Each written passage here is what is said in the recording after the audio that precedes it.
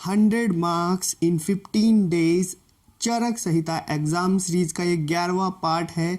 इस exam series में हम आपको प्रोवाइड करा रहे हैं important shlokas, quick revision notes, साथ में वीडियो लेक्चर्स और previous year exam papers, free PDF slides, 24/7 support और इसी के साथ मोस्ट इम्पोर्टेंट क्वेश्चंस जो हम वीडियो के लास्ट में आपको प्रोवाइड कराते हैं। नमस्कार दोस्तों, मैं डॉक्टर सौरभ, आप देख रहे हैं आयर मेडिकल क्लासेस।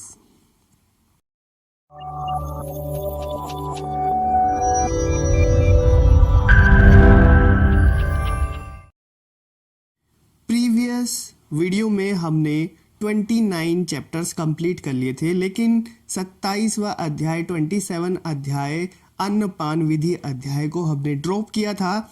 इसका हमारा मेन रीजन ये था क्योंकि ये प्रैक्टिकल पर्पस से काफ़ी इम्पोर्टेंट अध्याय हो जाता है। तो चलिए इसको स्टार्ट करते हैं। तो इस अध्याय के अंदर हम आहार वर्ग के बारे में पढ़ेंगे। आहार मतलब कि फूड जो हम इनटेक करते हैं, और वर्ग से मतलब होता है वो ग्रुप। ठीक, तो आहार का ग्रुप, ठीक, तो 12 ग्रुप यहाँ पे बता दिए गए हैं। कितने? 12 ग्रुप यहाँ पे आहार वर्ग यहाँ पे बता दिए गए हैं। तो सबसे पहला जो यहाँ पे वर्ग होता है वो है सूख धान्य।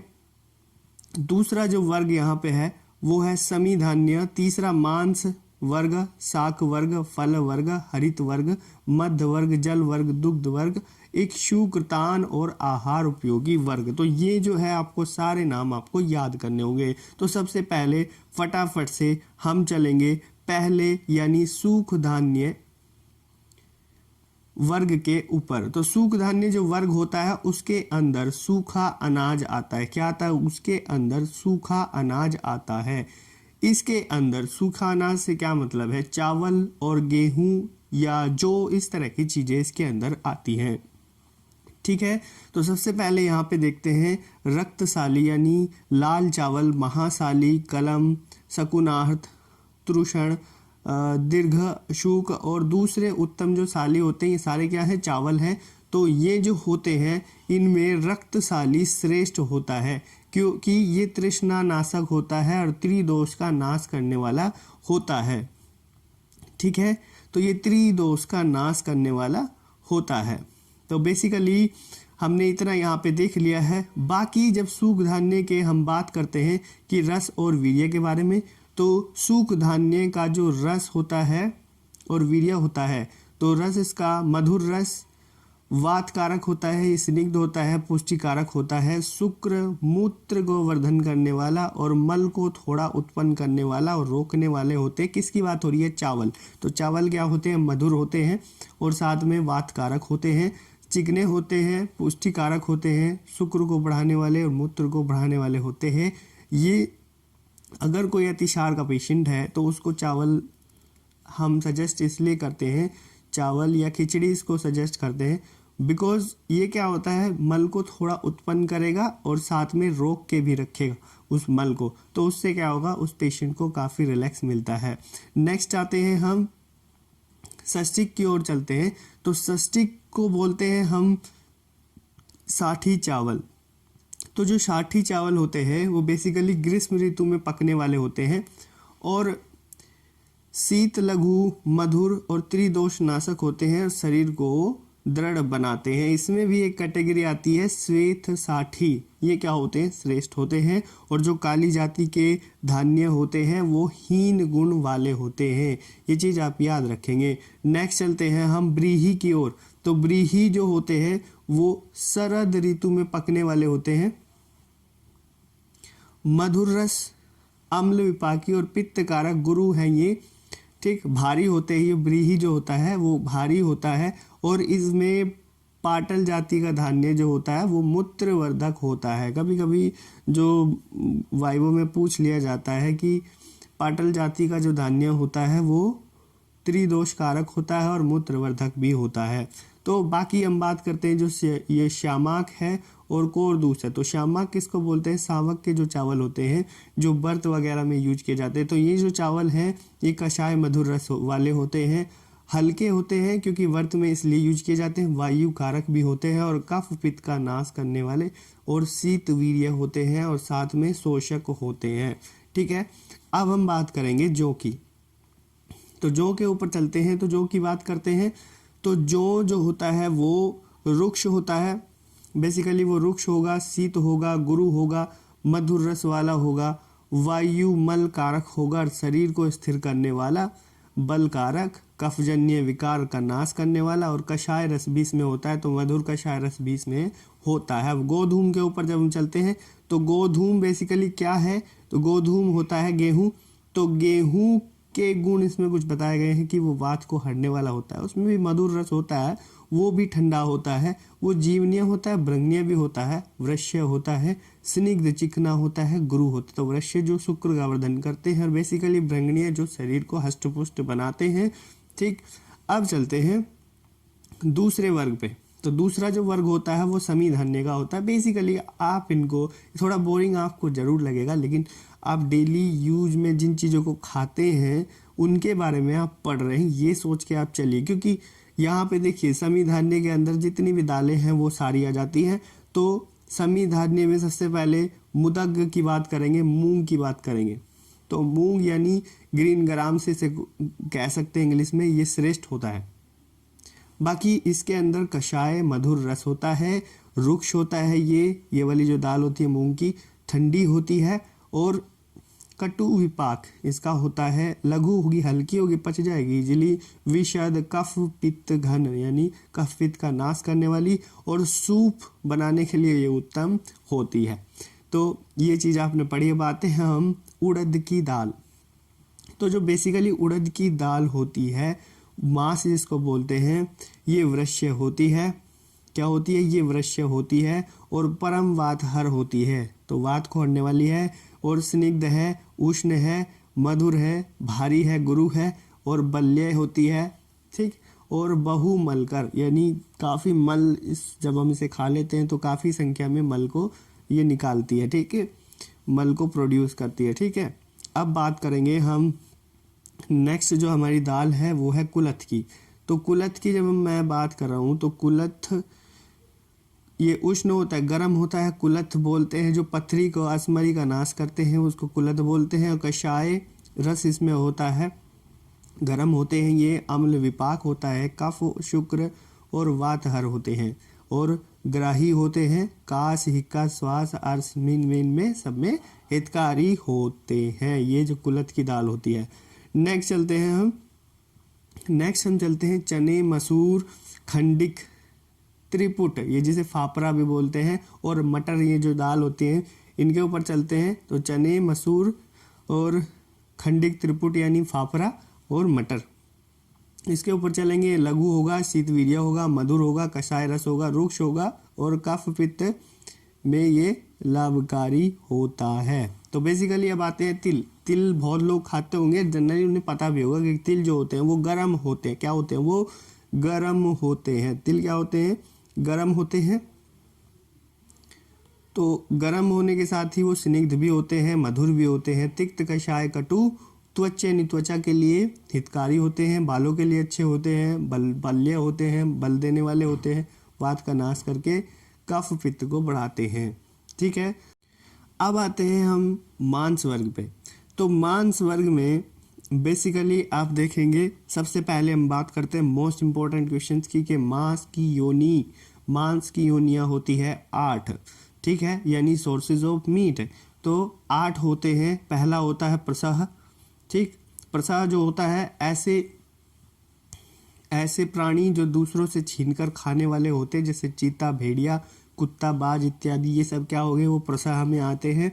इनका मांस होगा, एक योनि यहाँ से हम ले सकते। दूसरा भूष्य होता है, जो बिल में रहने वाले होते हैं वो भूष्य हो जाएंगे।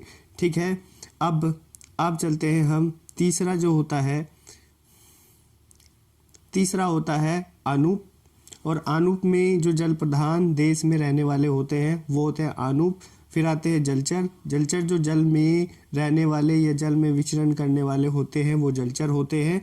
नेक्स्ट जो होते हैं हमारे के जलज क्या होते हैं? तो जलज बेसिकली जो जल से उत्पन्न होते हैं, जल में या जल में जन्म लेने वाले होते हैं। बेसिकली वो होते हैं जांगल की जब बात कर रहे हैं, जो भूमि पे रहने वाला वो जांगल होगा। और विसिकर जो होता है वो बिखेर कर खाते हैं ना, जो जीव जंतु बिखेर के खाते हैं वो विसिकर होते हैं। विसिकर तो जो बिखेर के खाते हैं, जैसे बटेर हुआ, बगुला हुआ। और अब आते हैं 8 पे, तो 8 होता है प्रतुद।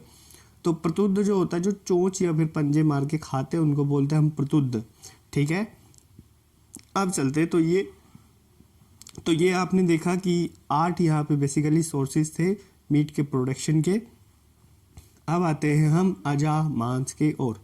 तो मांस वर्ग में अजा का जो मांस होता है वो ना शीत, ना ज़्यादा शीत, ना ज़्यादा गुरु, स्निग्ध होता है, पुष्टिकारक होता है, कफ को ना उत्पन्न करने वाला होता है। बेसिकली बात करते हैं कुक्कुट मांस मुर्गे का जो होता है, तो स्निग्ध होता है, उष्ण होता है, वृष्य होता है, भ्रंगण होता है, बल्य, परम वातहर होता है और स्वेदन भी ये जनरेट करता है बॉडी के अंदर। बात करते हैं आयुर्वेद में गोमांस का इस चैप्टर में जिक्र आया है। बेसिकली मैं आपको बता देता हूँ कि मांस का सेवन आयुर्वेद में तभी बताया गया है जब क्या होता है, कोई इमरजेंसी कंडीशन हो, तब हम देखते हैं कि कोई जो तत्काल में पशु पक्षी मरा हो तो उसके मांस का हम वहाँ पे सेवन कर सकते हैं। बट ये तब है, किसी को मार के खाने का यहाँ पे निर्देश नहीं है। अगर कोई मरा हो तो उसका तत्काल में मरा हो तो उसका हम इमरजेंसी कंडीशन में, जब कुछ नहीं होता तब हम वहाँ पे उसका ले सकते हैं। ठीक है, तो यहाँ पे गोमांस का भी वर्णन है, तो उसमें बताया है केवल वात रोग में ही ये उपयोगी है।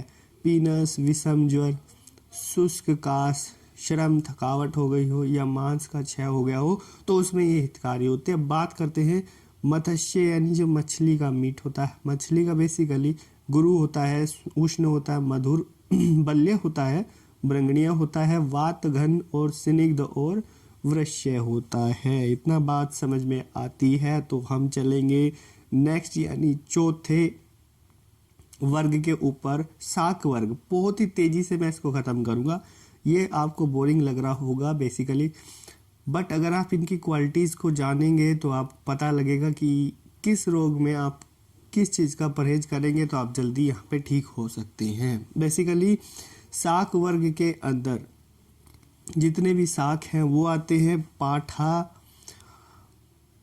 वास्तुक जिसको बोलते हैं बथुआ, और सुनिष्णक जिसको बोलते हैं उसको बोलते हैं मेथी। तो ये जो शाक होते हैं यानी भाजी होती है, ये ग्राह्य होती है, त्रिदोष नाशक होती है।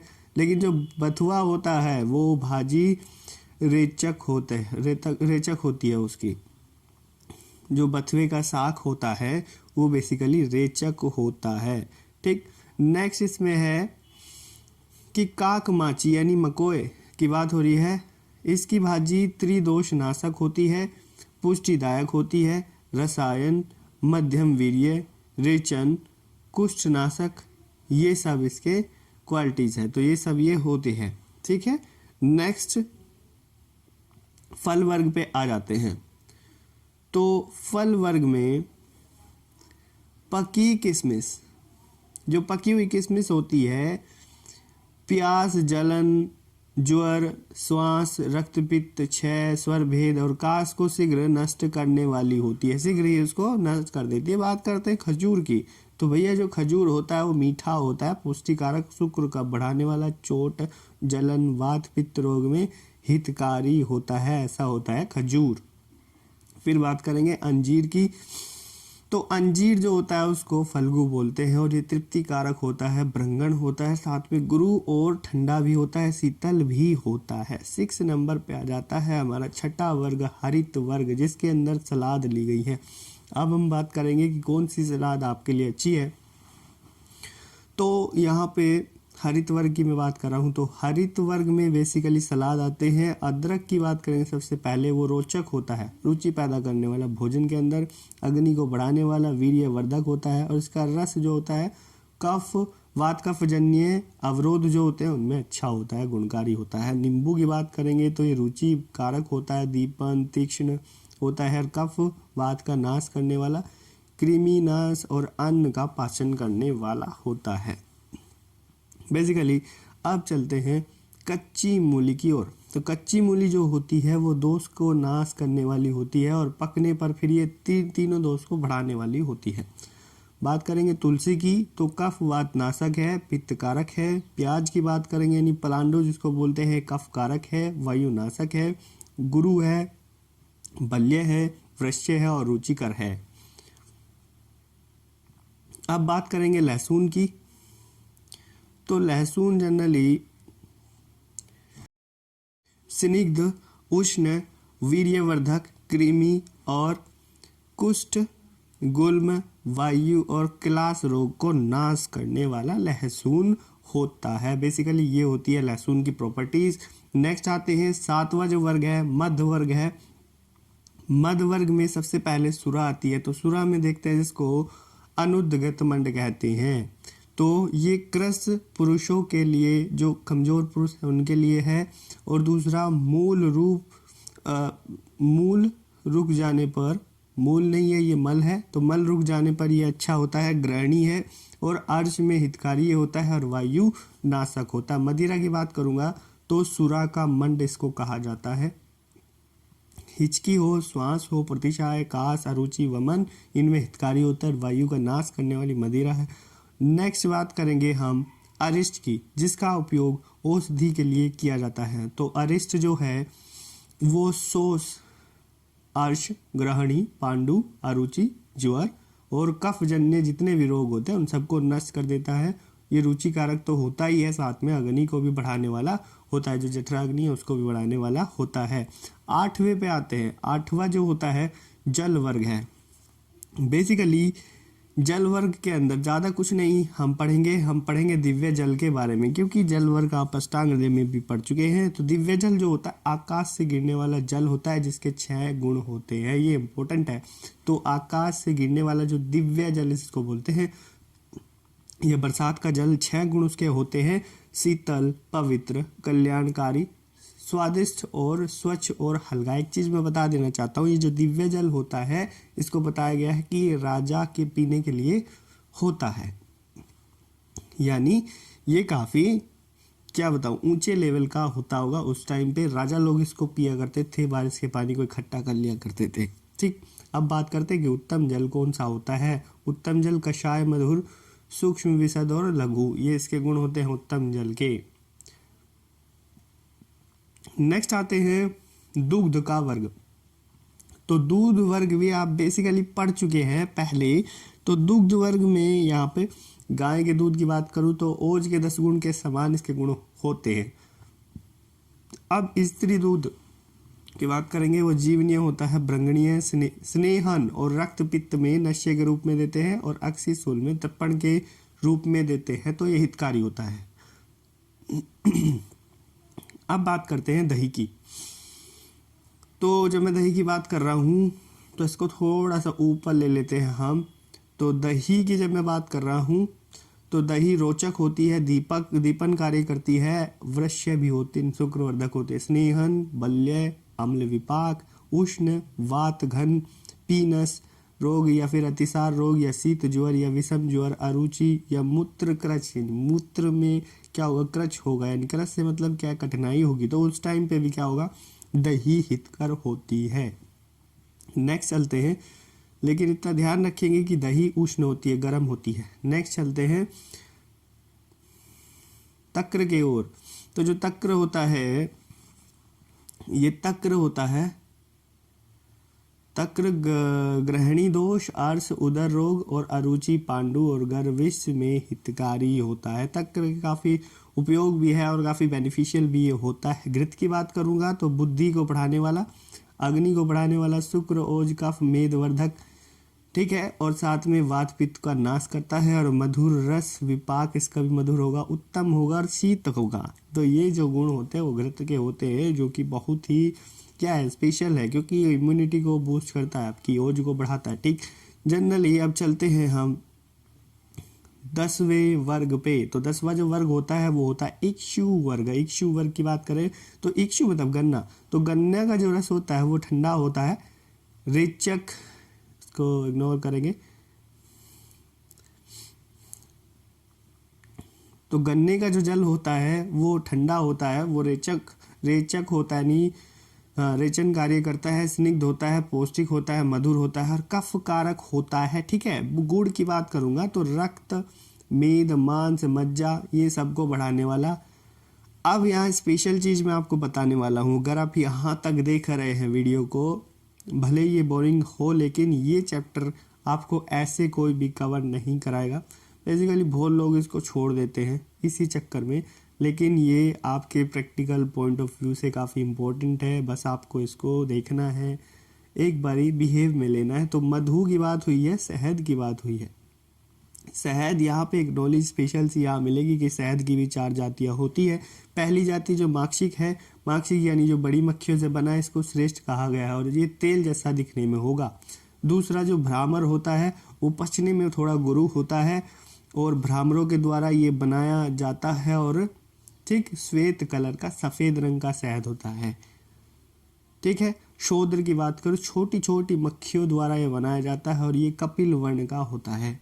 चौथा जो होता है पैतिक शहद या पैतिक मधु, ये पीली मक्खियों द्वारा बनाया जाता है और ये घृत के समान या घृत के समान वर्ण वाला होता है। अब बात करेंगे कि शहद की क्या क्वालिटीज होती है, शहद के क्या गुण होते हैं। तो शहद जो होगा वो गुरु होगा, शीत होगा, रक्त पित्त घन होगा, कफ घन होगा, छेदन, रुक्ष और कषाय मधुर रस वाला होता है। बात करते हैं हम यहाँ पे 11वां वर्ग जो होगा कृतान वर्ग। तो कृतान वर्ग में सबसे पहले पेय की बात करेंगे तो तृष्णा यानी प्यास, ग्लानि, दौर्बल्य, ज्वर, घन और स्वेद जनन और वात का अनुलोमन करने वाला ये बेसिकली होता है पेय। और विलेपी की बात करूँ तो तर्पण, ग्राही, लघु, हृदय, तो ये सब इसकी क्वालिटीज है विलेपी की। अब चलते हैं हम नेक्स्ट पे। तो नेक्स्ट में आते हैं मंड। तो जो बेसिकली मंड होता है, मंड क्या होता है, दीपन, अनुलोमन, स्रोतस, मृदुकर और स्रोतस मृदुकर होता है और स्वेद जनन और विरेचक, ये सब इसके मंड के गुण क्वालिटीज होते हैं। ठीक है।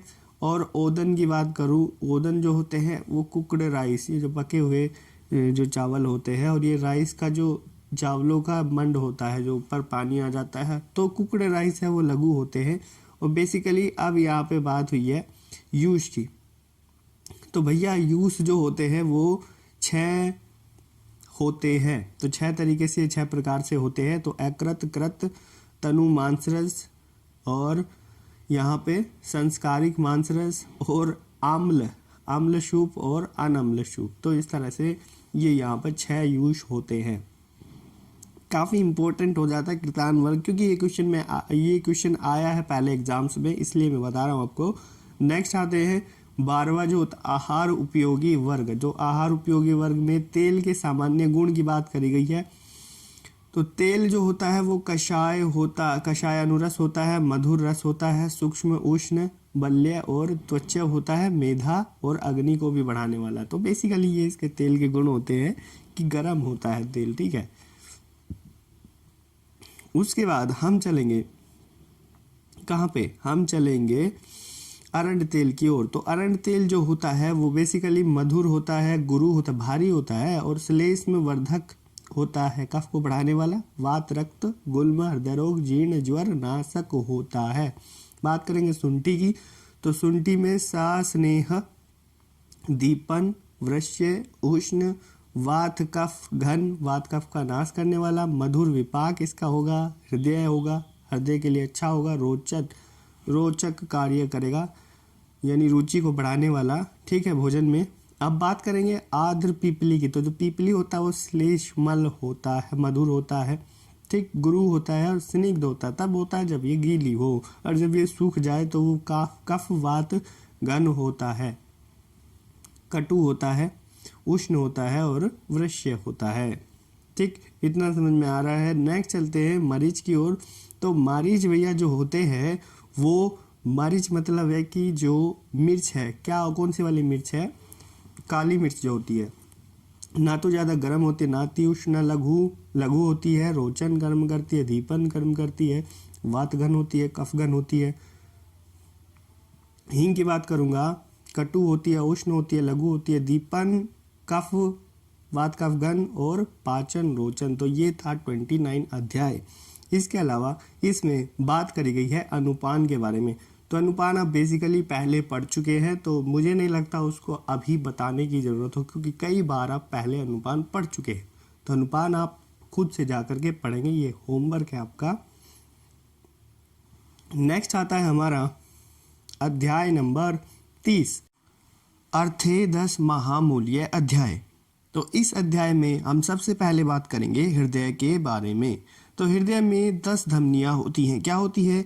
10 धमनियाँ लगी रहती हैं। अब हृदय के पर्याय की बात करेंगे तो महत और अर्थ, 2 पर्याय हृदय के यहाँ पे बताए गए हैं। नेक्स्ट चलते हैं कि हृदय में आश्रित भाव कौन कौन से होते हैं। तो हृदय में आश्रित भाव षडंग शरीर जो होगा, दूसरा विज्ञान यानी निश्चयात्मक बुद्धि, इंद्रिया और इंद्रियों के अर्थ, आत्मा और मन के विषय में आता है चिंतया। तो चिंतया भी जो हृदय के अंदर आश्रित भाव कहलाते, तो ये होते हैं हृदय आश्रित भाव। नेक्स्ट चलते हैं। नेक्स्ट हमारा टॉपिक है कि हृदय में अगर आघात हो जाए यानी माइल्ड इंजरी हो जाए तो मूर्छा हो जाती है, और अगर सीरियस इंजरी यानी हृदय भेद हो जाए तो मरण की कंडीशंस आ जाती है। ठीक, अब इसमें एक नेक्स्ट इम्पोर्टेंट क्वेश्चन आता है कि ओज का क्या महत्व होता है। तो बेसिकली ओज क्या होता है? तृप्त करके प्राणियों को जीवित रखता है। दूसरा क्या करता है? ये इसके नाश से जीवन का भी नाश हो जाता है। गर्भ के आरंभ से सार रूप में विद्यमान रहता है। हृदय के निर्माण काल में उपस्थित रहता है। शरीरस्थ रस का स्नेह है और इसमें प्राण प्रतिष्ठित रहते हैं, और इसके जो स्रोतस होते हैं उनको महाफला कहा जाता है। तो बेसिकली ये थे ओज के लक्षण। अब हम बात करते हैं धमनी, स्रोतस, सिरा की निरुक्ति के बारे में। तो सबसे पहले आते हैं कि धमनी क्या होती है। तो धमनी होती है जो धमन क्रिया करे वो धमनी है, श्रवण क्रिया करे स्रोतस है, शरण क्रिया करे सिरा है। तो ये होती है इनकी निरुक्ति। तो बेसिकली अब हम पढ़ेंगे हृदय रक्षा के उपाय। तो हृदय की रक्षा कैसे करें? तो जो मन को दुख देने वाले होते हैं ना, उनका परिहार करें, उन विषयों का परिहार करें। परिहार से क्या मतलब होता है? परिहार मतलब कि त्याग करें या फिर क्या बोलते हैं, परहेज करें। ठीक है। अब आते हैं कि हृदय ओज और ओजो वह जो स्रोतस होते हैं उनका प्रसादन आहार, ठीक है, हमें लेना चाहिए। दूसरा है प्रश्वन यानी शांति करें। ठीक है। ज्ञान की बात करी गई है, तो ये होते हैं कि हृदय की रक्षा के उपाय जिनको बोल सकते हैं। तो 4 उपाय यहाँ पे मेंशन कर दिए गए हैं। नेक्स्ट चलते हैं हम आगे। इस चैप्टर में कुछ भी नहीं है, बस बेसिकली जो आप पहले पढ़ चुके हैं वही चीज़ें हैं। तो पहले आयु, आयुर्वेद का लक्षण, महत्व, अष्टांग आयुर्वेद, तो इस तरह के जितने भी हैं ये सब आप पहले पढ़ चुके हैं। ठीक है। तो इन्हें मैं नहीं जरूरी समझता कि आयुर्वेद क्या होता है, आयु क्या होती है, आयुर्वेद का क्या महत्व, अष्टांग आयुर्वेद के नाम लिखिए, ये बेसिकली आप जानते हैं। तो इनमें हम टाइम वेस्ट नहीं करेंगे, दोबारा से पढ़ के। तो अभी हम चलते हैं आगे। तो आगे सबसे इम्पोर्टेंट क्वेश्चन वाला सेक्शन आता है यहाँ पे। तो इम्पोर्टेंट क्वेश्चन में अब हम बात करेंगे कि क्या क्या क्वेश्चन यहाँ पे आते हैं या आए हैं पहले। तो यहाँ पे एक क्वेश्चन आया है कृतान वर्ग का वर्णन कीजिए। तो कृतान वर्ग में हमने पढ़ा पेय, विलेपी, मंड, इस तरह से हमने यहाँ पे पढ़े थे, और बेसिकली हमने इनकी बात करी है अभी। इनके लक्षण, इनके जो क्वालिटीज़ होती है, गुण होते हैं, उनके बारे में आप लिखेंगे कृतान वर्ग में। ठीक है। अब चलते हैं नेक्स्ट। तो नेक्स्ट इसमें आता है हमारा कि अष्टमूत्र के नाम लिखिए, लिख देंगे आप। बेसिकली पहले पढ़ चुके हैं। अनुपान के गुण आप पहले पढ़ चुके हैं। हितायु के लक्षण, ये बहुत ही इजी सा क्वेश्चन है। मधु के गुण बताइए, और मधु के गुण भी आप पहले पढ़ चुके हैं, अभी हमने भी पढ़े हैं मधु के गुण। ठीक है, वहाँ से भी आप देख सकते हैं। मांस की योनियाँ, तो मांस की योनियों का वर्णन कीजिए। मांस की योनियाँ जो होती है वो लिखनी है, मांस की कितनी योनियाँ होती है। ठीक है। और आहार वर्ग क्या होता है, ये चीज़ें हमने अभी पढ़ी है। आहार वर्ग 12 होते हैं, और ये चीज़ें हमने अभी पढ़ी हैं पीछे। तो वहाँ से आप एक बार फिर से इस वीडियो को दोबारा से देख सकते हैं, अच्छे से चीज़ों को नोट कर सकते हैं। और ये जो PDF है आपको टेलीग्राम चैनल पे मिल जाएगी। अगर अभी तक आपने टेलीग्राम चैनल ज्वाइन नहीं किया है तो आप डिस्क्रिप्शन में लिंक है, वहाँ से जाके ज्वाइन कर सकते हैं। उम्मीद करता हूँ दोस्तों ये जो वीडियो है आपको काफ़ी अच्छी लगी होगी, और ये जो सीरीज है आप काफ़ी पसंद भी इस चीज़ को कर रहे हैं, मुझे ये काफ़ी अच्छा लग रहा है। मैं अभी आपके लिए द्रव्य गुण की एक सीरीज यहाँ पे तैयार कर रहा हूँ। बेसिकली ड्रग्स की एक सीरीज चल रही है हमारे चैनल पे, अगर अभी तक वो आप नहीं देखी है तो ऊपर जाके क्लिक करके वहाँ पे देख सकते हैं। वो ट्रिक्स से सारे ड्रग्स कवर किए गए हैं। बेसिकली बहुत ही छोटी छोटी सी ट्रिक्स से आप उन्हें याद कर सकते हैं। एक यूनिक कंसेप्ट मेरी तरफ से लाने की कोशिश हो रही है आपके लिए। बस आपका सपोर्ट चाहिए, तो वीडियो को लाइक करेंगे और शेयर करेंगे अपने दोस्तों के साथ। मैं मिलता हूँ आपसे नेक्स्ट वीडियो में, तब तक के लिए थैंक यू। जय आयुर्वेदा।